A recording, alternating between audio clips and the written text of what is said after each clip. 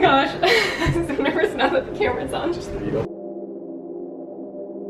Okay, so I'm starting a YouTube series on overcoming my fears.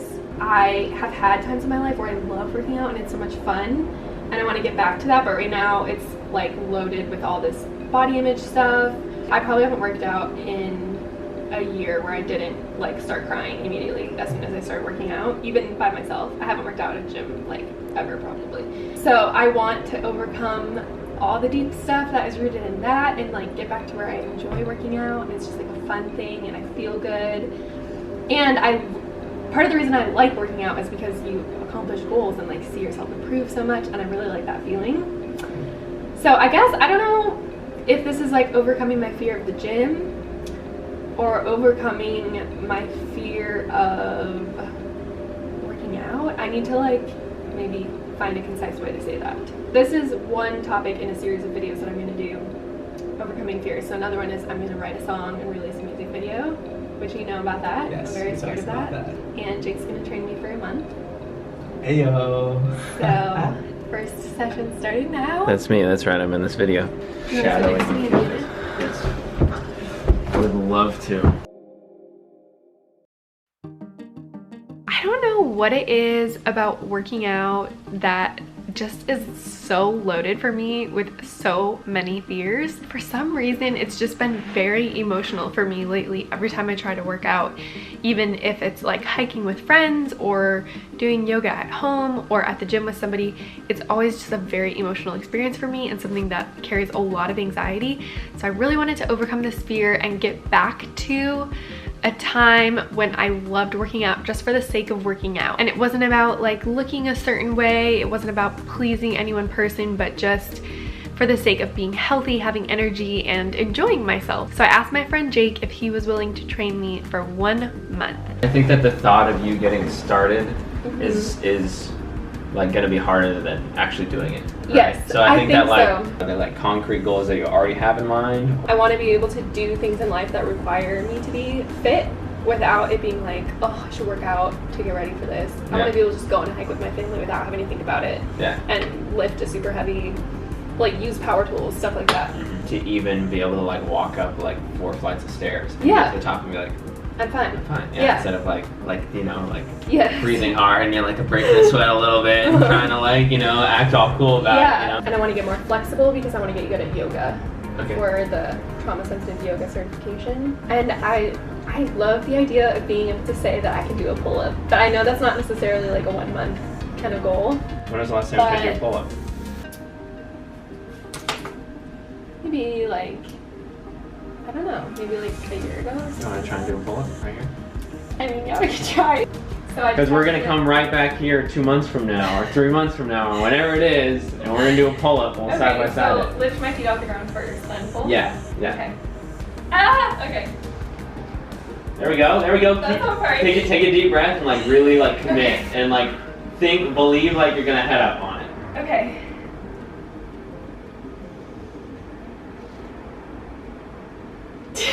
Okay, cool. Good. I realized as we were doing this that a lot of my fears weren't even in the actual workout part of it.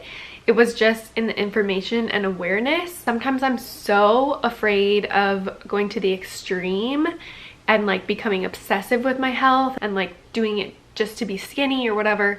And I think I'm so afraid of becoming like that because I know that I can tend to have thoughts that way. And because I'm so afraid of obsessing over that, I think I've just avoided it completely, and I've been like, I don't even want to know. I don't want to know how much I weigh. I don't want to know what I look like. I just like, I'm so nervous about going back to that mindset, and so I've completely avoided even gathering information about like my fitness level and my health and stuff like that.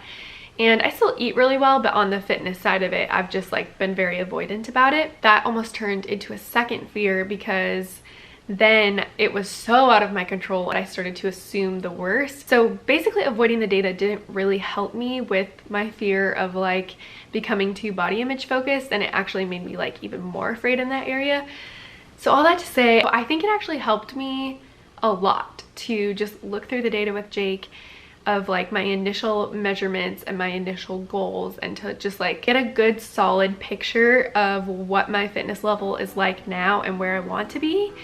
I was so scared of that process, but when we were actually doing it, I was like, okay, I'm actually fine. I don't feel, the numbers didn't feel as negative to me as I expected them to.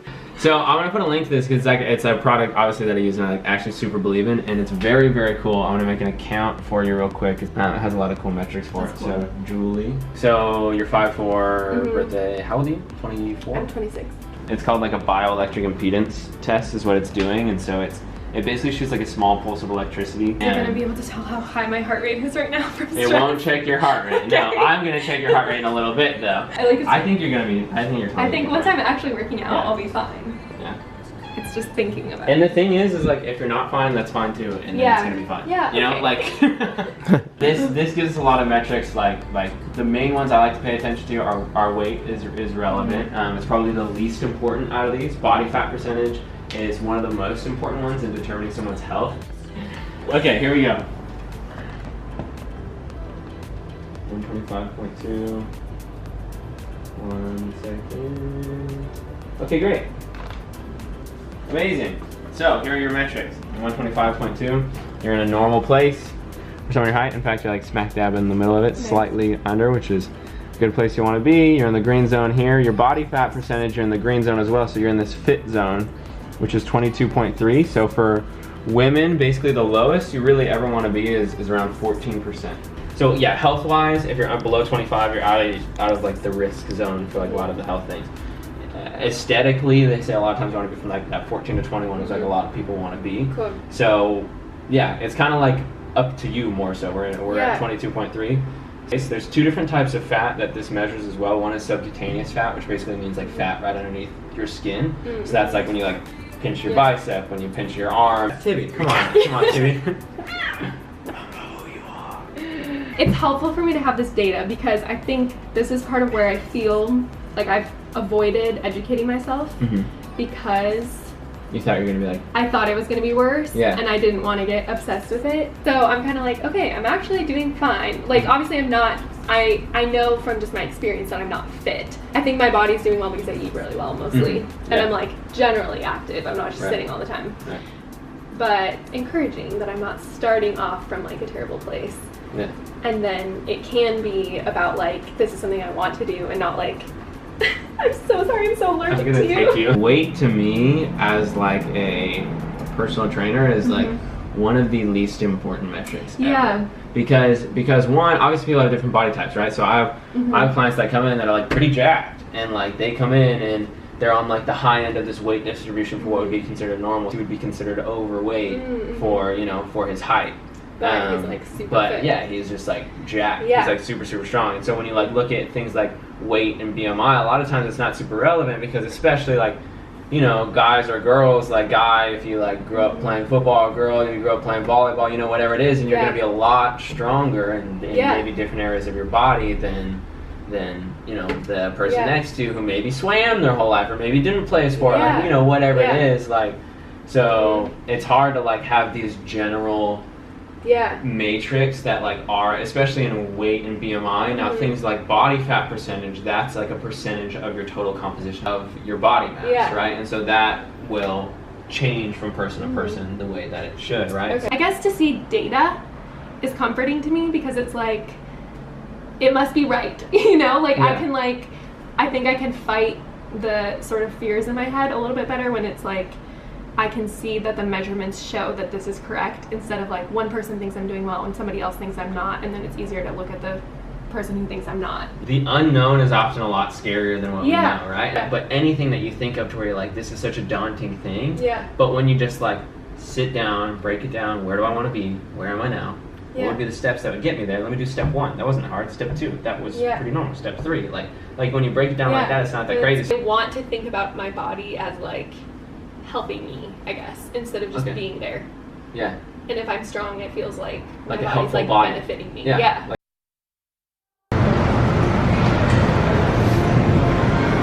I'm getting a reading around like 100 right now, like 95. What does this say?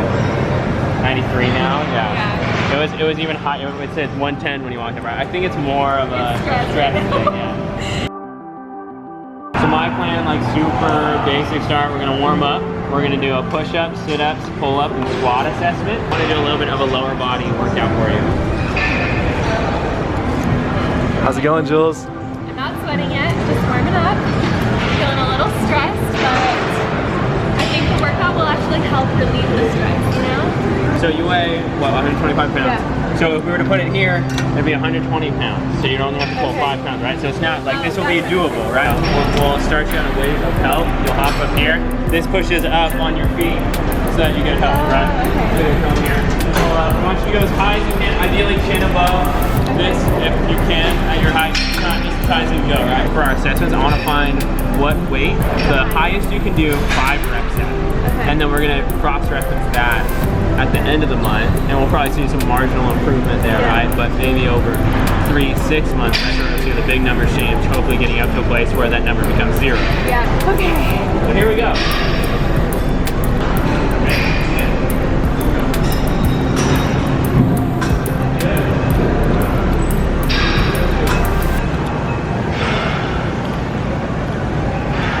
Great, nice work. Let's see if we can get another one.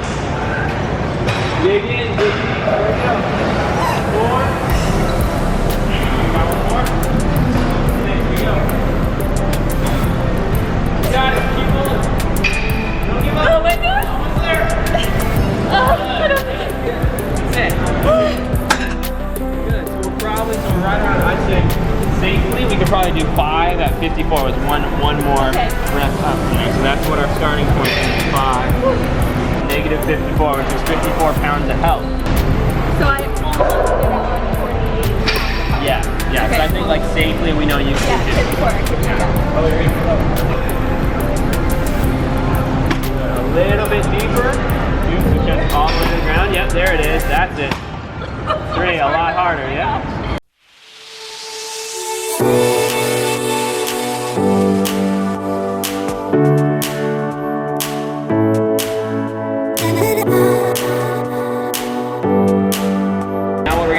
I'm going to put 60 seconds on the clock. You're going to do as many as you can do in 60 seconds. So if you do 8 and then rest, and then 3 and then rest, and then 10, or you know, whatever it is, you can do as many as you can within that 60-second time.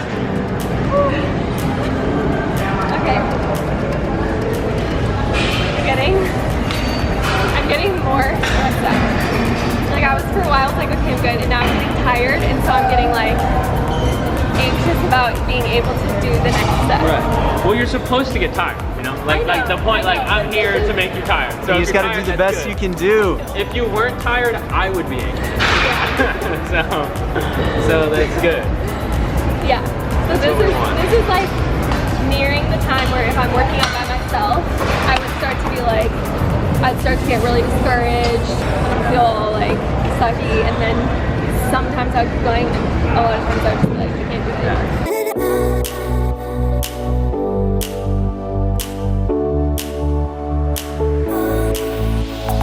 You said your resting heart rate's usually closer to like 85 or so? I think like 80 or 85. Okay, yeah. So the better, like, you know, the more physically fit you get, the lower your resting heart rate's probably gonna be. So that's probably your true resting heart rate. Have you ever measured it right after you're woken up? I would guess it's probably a little bit lower than 85, yeah. Right now around 120. So we're gonna do this. We're gonna walk up and down the stairs 5 times. We're gonna see what your heart rate is right after you finish.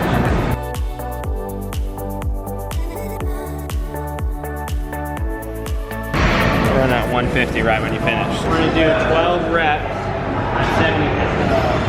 Let's get started. So you got, I'm sure you get our blood flowing, but it's something you'll be able to do. I'm confident. I believe in you. 12 reps at 70 pounds. Here we go.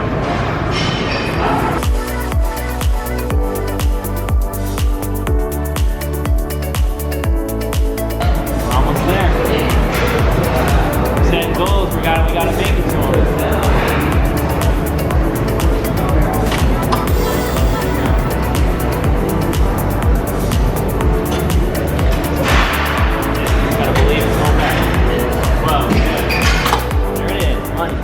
So if you were to gonna talk like, you got, like, I'm holding $100 in front of you and I'm saying, how many more could you do? For $100? Yeah, like, so you just did 12. How many more do you think? $100, I think I could do 4 more. 4 more. Slowly. Okay, 4 more would put us to 16. Really resting. The problem is not my muscles, it's that I feel lightheaded. Okay.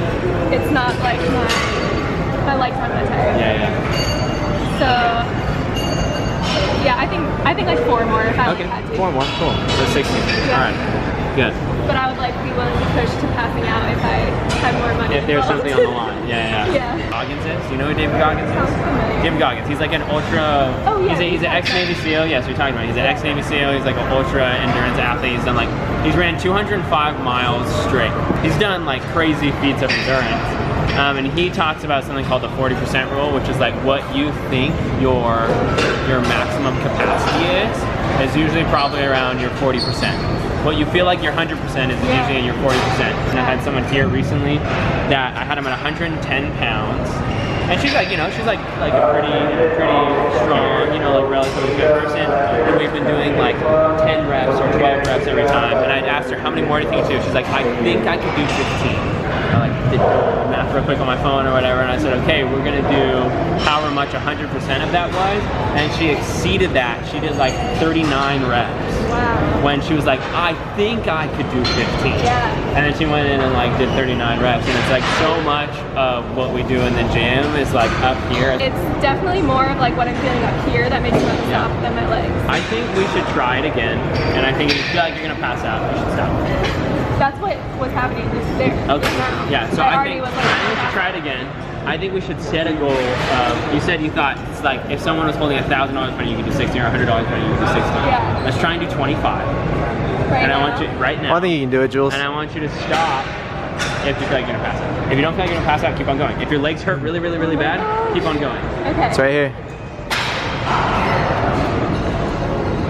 Here we go.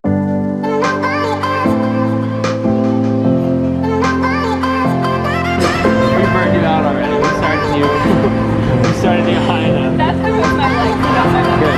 Yeah. By the end of the month, I want to be able to do 25 reps on this. There we go. There we go.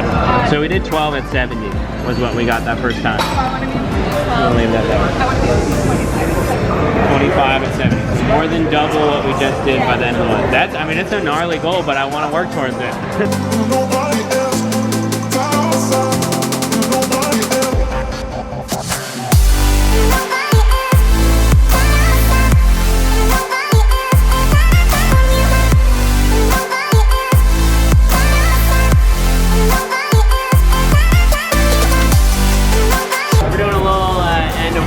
Stretching routine. We probably won't show you the whole thing, but of course, with one of our main goals being flexibility as well, especially when we do like lower body strength training days. We really need to focus on like cool down at the end. You know, you need to cool down like on a bike or something like that. You want to have your blood flowing still while you're like having to cool down. So not to be over dramatic, but even just this one session was really, really impactful for me. Yeah, I already feel like I've worked through a lot of my fears, but I want to definitely make sure it becomes a habit, and I know I'll still be nervous the next couple times, so we'll see how it goes. And Jake took lots of notes of what I was able to do and what my goals were.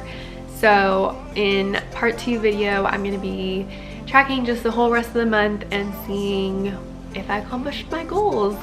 But the main goal is to overcome the fear and just all the strings attached to working out, and I already feel like there's been so much progress with that, so I'm really excited. I'm gonna be posting a part 2 of this video, and then I'm gonna be posting lots of other videos in this series of overcoming my fears. So if you haven't already, subscribe to my channel, click the little bell to get notifications when I posted a new video. So if any of you are looking for a personal trainer, I highly recommend Jake Roque. I linked all his information below, so you should check him out. Thanks so much to Ian McHugh for getting some footage for us just on a whim last minute. It was super helpful. Thank you guys so much for joining me in this journey of overcoming my fears, and I hope that you feel inspired to overcome some of yours. Let me know in the comments below which fear you're excited to see me overcome, and I'll see you guys next time.